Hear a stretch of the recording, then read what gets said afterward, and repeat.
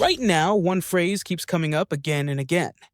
Major signs. And honestly, when you see ceasefire headlines, Beirut under attack, and the whole region trembling, you understand why. But not every terrifying headline is a prophecy you can label with confidence, because this is exactly how people get pulled in.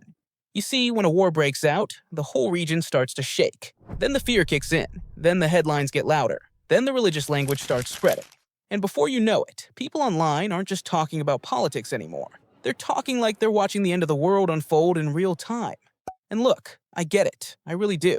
Because when a conflict starts pulling in names like Israel, Iran, Lebanon, Hormuz, when it starts sounding bigger than a normal headline, when it starts carrying that strange weight to it, of course people are going to start reaching for words like Qiyamah, Armageddon, Gog and Magog, the hour, the final days. That reaction is not surprising. What matters is what you do after that reaction. Do you slow down? Do you actually ask what the religious texts say? Or do you panic, grab a verse, grab a headline, and force them together because it feels dramatic? Because that right there is where the whole conversation changes. And that's what this video is really about. Not just Islam, not just Christianity, not just Judaism. All three. And one honest question, does this conflict clearly match end times prophecy? Or are people rushing to put that label on it because the moment feels frightening, symbolic, and bigger than life? And trust me, by the end of this video, the answer is going to be a lot more serious than just yes or no. Now, before we even get into religion, let's deal with the emotional side of this, because that's where most people are reacting from. This conflict doesn't feel heavy just because there's violence. The world has seen violence before.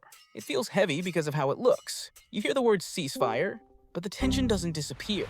You hear talks are happening, but the atmosphere still feels unstable. You hear de-escalation, but the region still looks like it's one bad move away from something much bigger. And that's what gets people. It's the contradiction. It's the fact that things sound like they're calming down, while still feeling like they could spiral at any moment. That's the kind of moment that starts messing with people's minds. That's the kind of moment where fear starts moving faster than facts. And once that happens, people stop asking, what exactly is happening? And they start asking, is this it? That is a very human reaction, but it's also where people become careless, because a moment can feel prophetic, without giving you the right to declare prophecy with certainty. And that distinction matters more than most people realize. So let's start with Islam, because for Muslim viewers, this is where the instinct usually kicks in fast. Middle East conflict, Israel, regional chaos, religious tension, the possibility of it spreading. And immediately the mind starts going, wait, is this one of the signs? Now let me be clear. Islam absolutely teaches that the hour is real. Islam absolutely teaches that the world is moving toward an end. Islam absolutely teaches that there are signs. So this is not one of those videos where I'm going to act like thinking about the signs is foolish. No, that's not the problem. The problem is how casually people start speaking when fear takes over. Because when you actually go back to the Quran, the tone is a lot more serious and a lot more humble than the internet likes to be. In Surah Al-A'raf, when people ask about the hour, the answer is that its knowledge is with Allah alone. And in Surah Luqman, the Quran reminds us that Allah alone has knowledge of the hour, and that no soul even knows what it will earn tomorrow or in what land it will die. Just sit with that for a second. Yeah, that should humble you immediately. Because Islam is not teaching you to become loud with the unseen. It's teaching you to respect it. And then you have the Hadith of Jibreel. The Prophet Muhammad is asked about the hour, and his answer is powerful because it destroys this arrogant attitude people have now. The one being asked knows no more than the one asking. Then he points to signs, not a date, not a countdown, not a here's how to match today's headlines to the final timeline. Signs. That difference matters a lot. Because a sign is not the same thing as your speculation. A warning is not the same thing as your certainty. And a serious tradition is not the same thing as dramatic internet content. And here's another thing people leave out. When people online say major signs, they often talk like any major war can just be dropped into that category automatically. But when you actually look at the hadith about the major signs, the examples are very specific. The Dajjal, the smoke, the beast, the sun rising from the west, the descent of Isa alayhi salam, Gog and Magog. That is not casual language. That is serious language. So yes, a Muslim can say this conflict is serious. A Muslim can say it should wake people up. A Muslim can say history feels unstable. A Muslim can say moments like this remind us that the world is fragile. But jumping from that to, yes, this exact conflict is definitely one of the major signs. That is a much bigger claim than most people realize. And honestly, I think a lot of Muslims need to hear that, because sometimes what sounds bold is actually just careless. And Islam does not reward carelessness with the unseen. Now, once you hear that, a lot of people might say, okay, fine. But what about Christianity? Because this is where the language gets even more intense. For many Christians, once they hear war, Israel, Jerusalem, and rising regional chaos, the words start coming fast. End times, Armageddon, prophecy. This is it. And to be fair, I understand why. Because the New Testament really does use strong language about wars, deception, turmoil, and final conflict. But here's the part people often skip. They quote the dramatic line and leave out the caution line. In Matthew 24, Jesus says people will hear of wars and reports of wars. But then comes the part that changes everything. See that you are not alarmed. The end is not yet. And in Luke 21, the message is similar. When you hear of wars and upheaval, do not be terrified. These things must happen first, but the end will not come immediately. That is such an important detail, because Christianity is not saying, the second war breaks out, panic and declare the finale.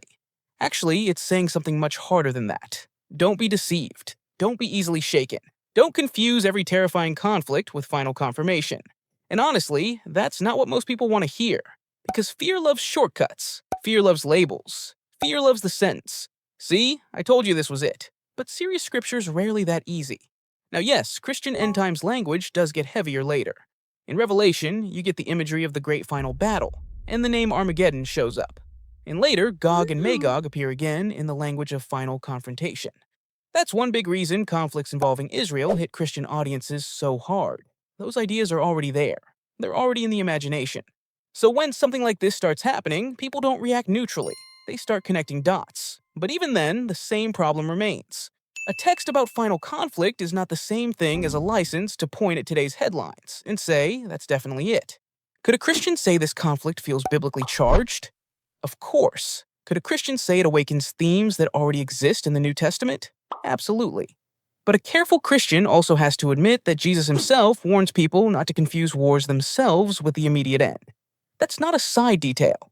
That is a major detail.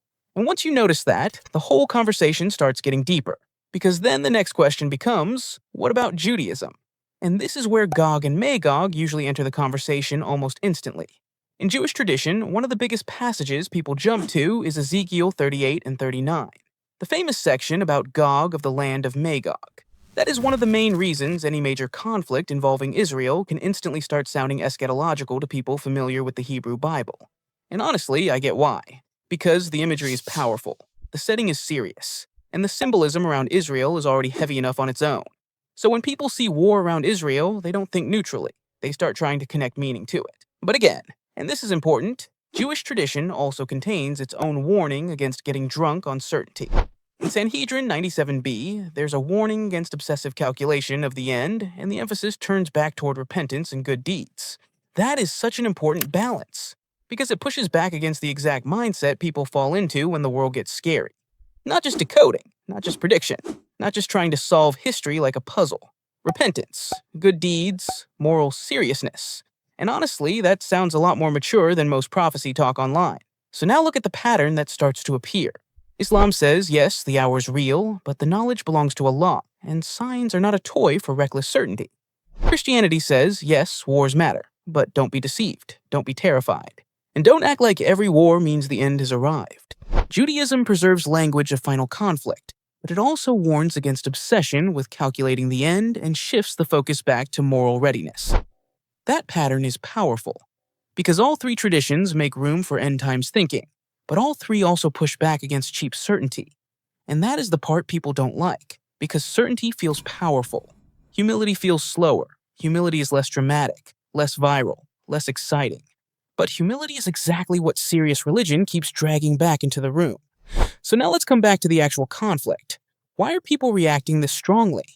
Because the facts themselves feel symbolically loaded, not just politically loaded. Symbolically loaded, a tense ceasefire, a region still under pressure, Lebanon hanging in the middle of the argument, an atmosphere where things sound calm in one sentence and unstable in the next.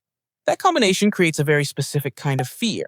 Not the fear of a simple headline, The fear of a moment that feels like it could mean more than people know how to explain. And I do not think people are foolish for feeling that. I don't think Muslims are foolish for thinking about signs. I don't think Christians are foolish for thinking about end times. I don't think Jews are foolish for hearing Gog and Magog language in the background. That reaction makes sense. The real issue is what happens next. Do you become more humble, more careful, more spiritually awake, more serious about your own state? Or do you become louder, more dramatic, more addicted to forcing prophecy onto headlines because it makes you feel like you've cracked the code? Because those are two very different paths, and I think that's where this whole video lands. So before you call the Iran-Israel conflict a sign of the end times, here's the honest conclusion. You're not crazy for feeling that this moment is spiritually heavy. You're not irrational for noticing that all three Abrahamic traditions have language that can make moments like this feel loaded with meaning. You are not wrong to believe history is moving somewhere. But you should be very, very careful before turning fear into certainty, because the texts are deeper than panic, and the traditions are more cautious than the internet. And maybe the biggest lesson in a moment like this is not, can I prove this is the end?